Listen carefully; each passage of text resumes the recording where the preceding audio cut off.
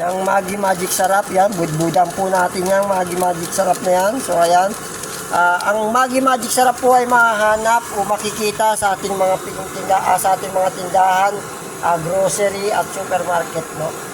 Marami po siyang meron pong malaki, meron maliit. So doon sa mga nagtitipid, pwede na po kayo doon sa maliit. Alam po, so yun, gumamit po tayo ng Maggi Magic Sarap. Siyempre, lagyan mo ng magic. Ayan na po ang ating niluto. Takpan muna po natin siya para sa ganon ay kumulo. Saka po natin ilalagay yung ating ceiling green. Yan po, mamaya-maya po ng konti. Yan, ilalagay na po natin yung ating ceiling green. Ayan. Wow, yun ang matindi sa lahat. Yung talagang kumukulo-kulo. Yan.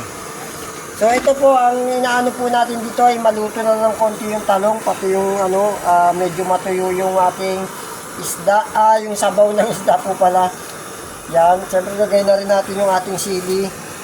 O yan, optional lang rin po yung sili natin. Pwede pong siling maanghang ang ilagay nyo, pwede hindi maanghang na sili.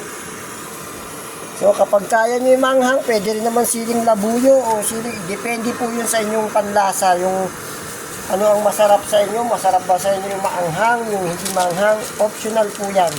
So hindi kailangan maglagay kung ayaw nyo. Hindi rin kung hindi mahilig yung sa sili maanghang yung pamilya, wag na po natin lagyan. Optional lang po yan. So dyan na po, takpan na po ulit natin.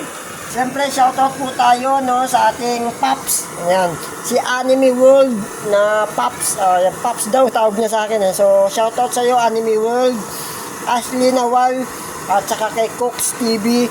Siyempre Kim Mix Vlog, Jose Ronnie de la Cruz ng Mix Channel. Ayan po, shoutout po sa inyo mga lord.